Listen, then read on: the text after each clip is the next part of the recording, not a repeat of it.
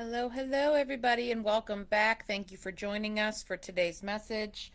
Last week, we started looking at the story of David and Goliath. We learned quite a bit about who David was, who Saul was, and who the Philistines were. So, this particular children's story comes from the book of First Samuel. The story of David and Goliath is only one chapter long. It's chapter 17. But there's a lot of things that happen in the chapters leading into this that helps us understand a little more about some of the main players in this particular story. We learned last week that Goliath was the champion of the Philistine army. Now, the Philistines were a major, superior military organization. They had overtaken so many different countries, and they had stretched all the way from Joppa to Gaza at this point. Now they are in the Judean hillside, and they've occupied one of the hillsides with a valley between the hillside where the Philistines were and the empire that King Saul ruled. King Saul was one of the first kings of Israel. He was a good leader, but ended up starting to get a troubled history. Now, David was a very young shepherd boy. He was the youngest in his family. He's from the lineage of Jesse. Jesse had several sons, and David was the youngest. David was not only a shepherd, but David was also quite the gifted musician. And he was considered to be a royal musician. He played the lyre, or what we know as harp. David was also anointed. And the fact that David became anointed was a little bit troubling and puzzling for many folks because David didn't fit the exterior physique or appearance that most people think of when they think of a ruler or someone who is anointed by God. Typically, there were a lot of external looks that went into the type of position you would be in. So David didn't quite fit that mold. Again, I'm going to backtrack this to King Saul. King Saul very much liked David. He really did like David, but then King Saul started to realize that as David's ascent towards what would be his throne later on, even past the story of David and Goliath, David would eventually rule. As he began to make those steps towards that throne, when David wasn't even aware really at this time that that's what his goal was, King Saul's reign started to slowly fall. He ended up becoming possessed and had a lot of internal conflicts going on. And that's where we segued into the story of David and Goliath, where Saul was quite troubled. Now, Goliath was bellowing from their hillside screams of pretty much torment towards the army of Saul, the Israel army, pretty much saying for someone to come and challenge him. And this went on for days and days and days and days and days. Now, David, again, was the royal musician, and Saul sent him home while he was dealing with his army and the Philistines. After returning home and taking care of the sheep, his dad sent him back to the military camp to check on his older brothers. Upon arrival, he not only was there to check on his brothers and to bring back information for Jesse, but he was also taking provisions like food, bread, and cheese. When he got there right at the time where Goliath pretty much hollered out one of his typical tormenting cries, pretty much saying, "Someone come challenge me." And David was so curious as to how everyone was so intimidated by this giant. Now, remember, Goliath was 9 feet 9 inches tall. Big, big, big, big guy. Just a few pieces of his armor that we know about weighed 140 pounds. Just some of his armor alone.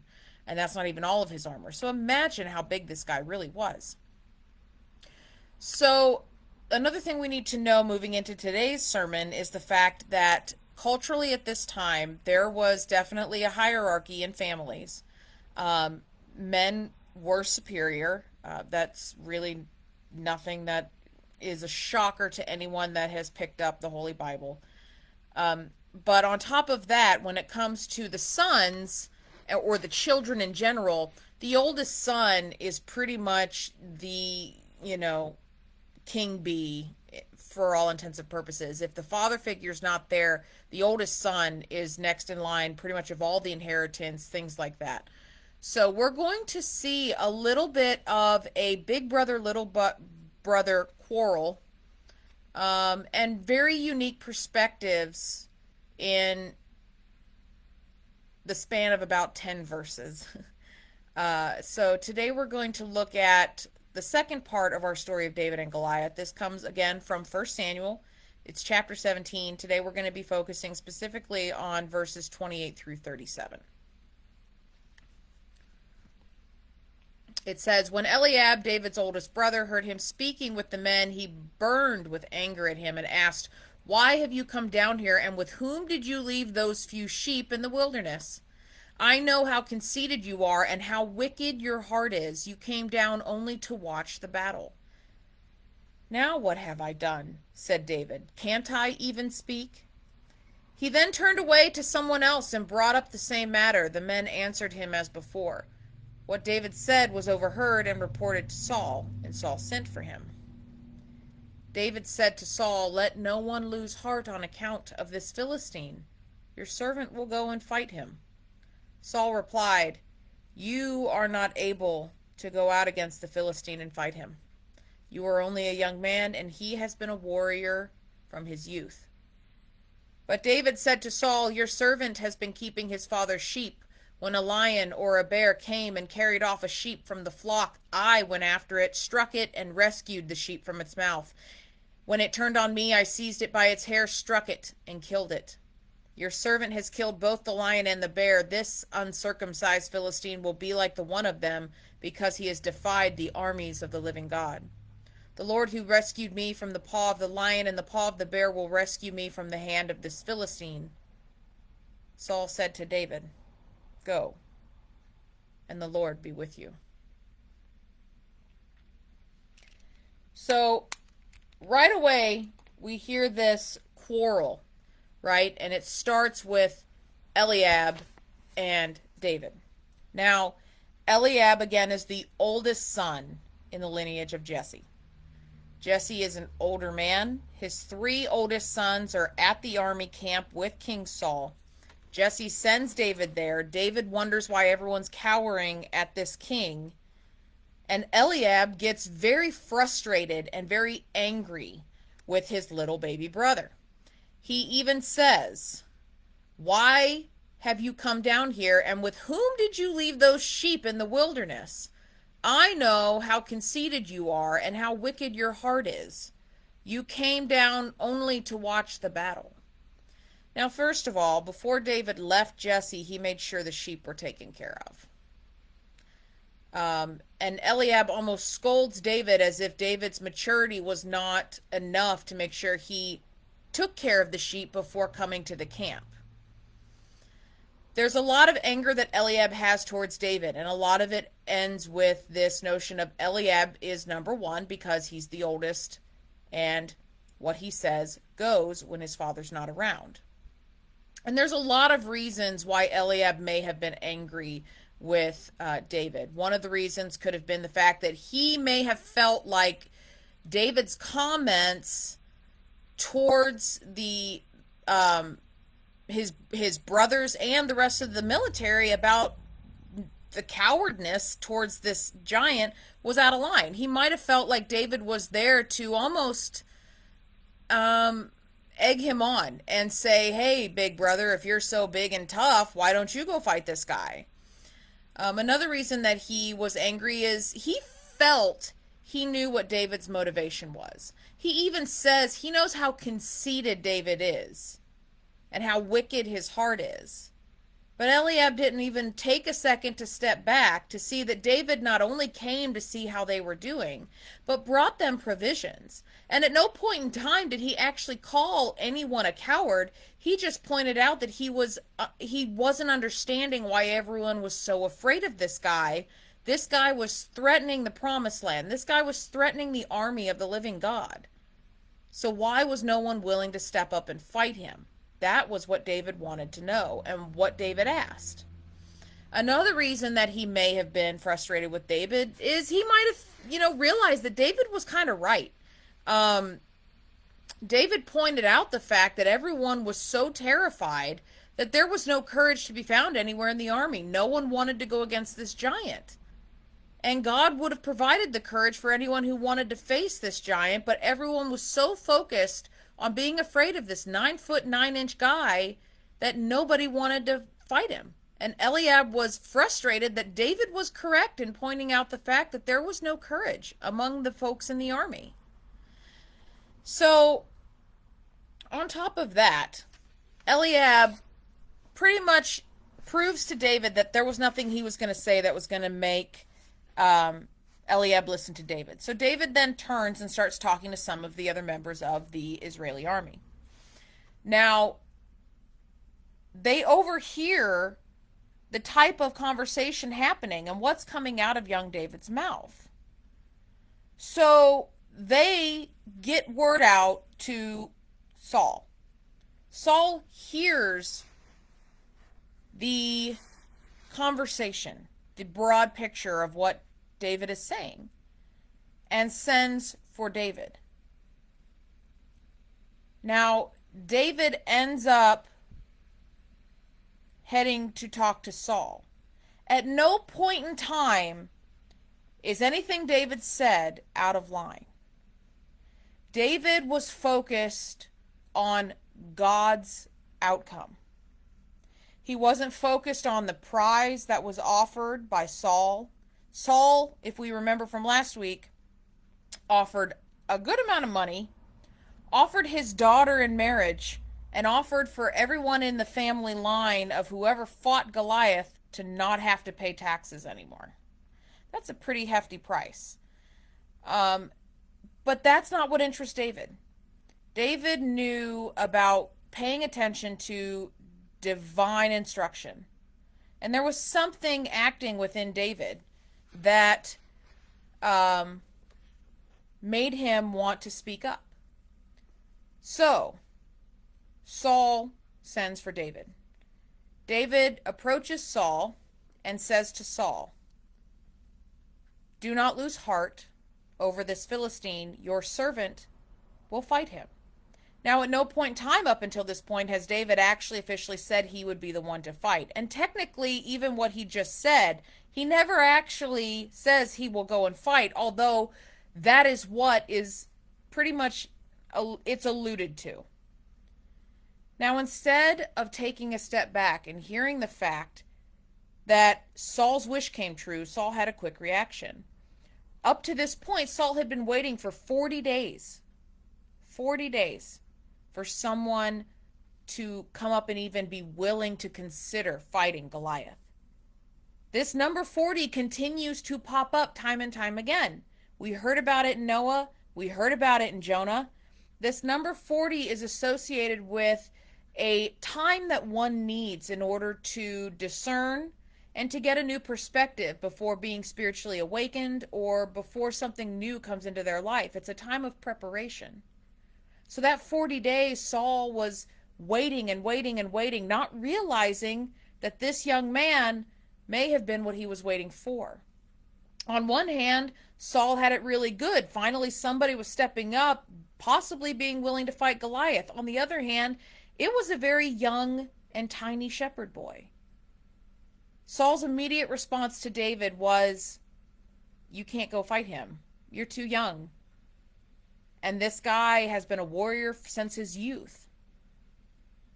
But what Saul doesn't realize is that, yes, David is young. Yes, David's size may not be ideal. Yes, David may be inexperienced for what Saul thinks he needs.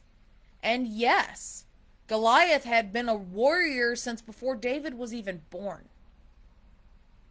But does that necessarily mean David couldn't be victorious? Now, David could have easily been beaten down at this point. After all, he had to deal with the mockery from the army. He had to deal with being belittled by his big brother in front of members of the army. He was laughed at. And now he has the king even saying, "You're too small. You're too young. How many of us have probably had that said to us, or maybe we've said it to someone else?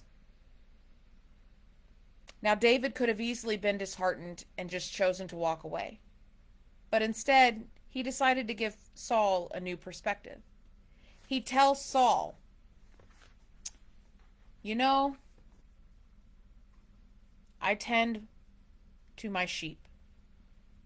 And when a lion and a bear tear one of the sheep away from the flock, I go after it. And I fight it until it releases the sheep. And then when it turns on me, I grab it by its hair and I kill it. David tells Saul, just as God delivered me from the paw of the lion and the paw of the bear, I know God will deliver me from this Philistine.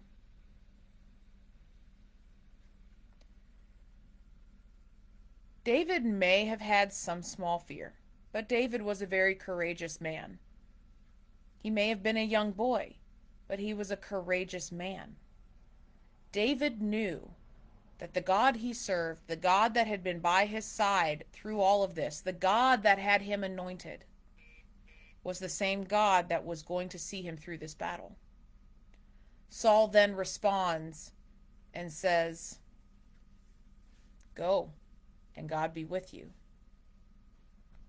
So we have to ask ourselves, which perspective are we going to choose to constantly operate in? Are we going to be like Eliab, the big brother, where we think we have everything right? We think we should have all the authority in the world. We think that our pride and ego means more than someone else's opinion. We think that we should be able to tell others what should be done and how to do it. Are you going to be like Eliab, willing to belittle and demean someone younger than you or different than you just to make yourself feel better or look better, or to demonstrate a really twisted sense of authority? Are you going to be like Saul? Saul was so narrow focused. He had such a narrow pathway with his vision that he wasn't even willing to entertain the fact that this young shepherd boy, who was also his royal musician and one of his armor bearers, was willing to fight on his behalf. No one else in his army had come forward. Saul himself was doing everything he could to wait it out because he knew that technically he should probably go and fight this guy.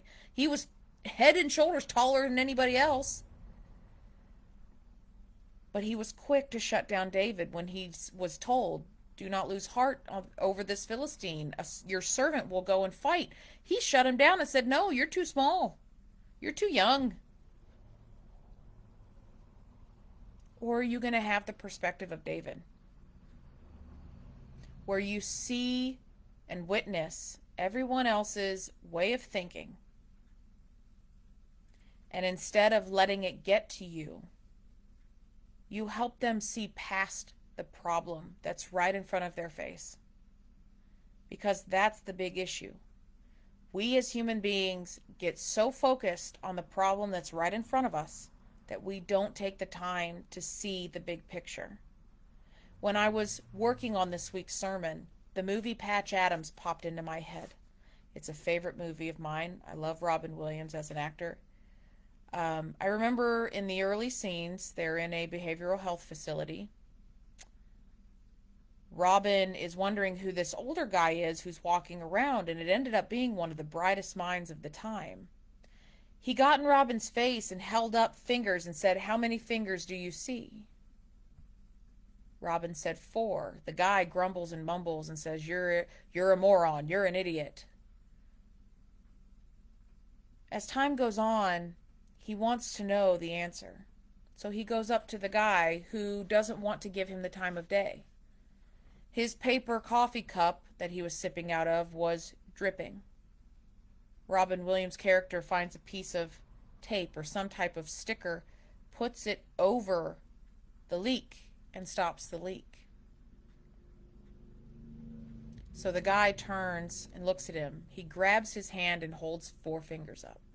He says, how many fingers do you see? Robin's character says there's 4 fingers up. And he said, that's the problem. You're focusing too much on the problem. If you focus on the problem, you can't see the solution. So I challenge you to do the same thing. Put 4 fingers in front of your face. If you look directly at your fingers, everything behind them is blurry. But if you were to look past your fingers at something behind it, you see more than what you think is there. We have the opportunity to take things and look at them in a bigger sense, but our pride and our ego tends to get in our way. The things that we think we deserve and the things that we think we want tends to take control over how we choose to act and react. The biggest message I work with my youth is you are accountable for how you speak and how you respond, and you are also accountable for how you react to situations and react to others. So how are you going to react? Which perspective are you going to choose to live in? Because you're only doing yourself harm if you're constantly acting or reacting in the same way. We have a new chance to do something new every day. Hopefully, tomorrow might bring a new perspective. See you all next week.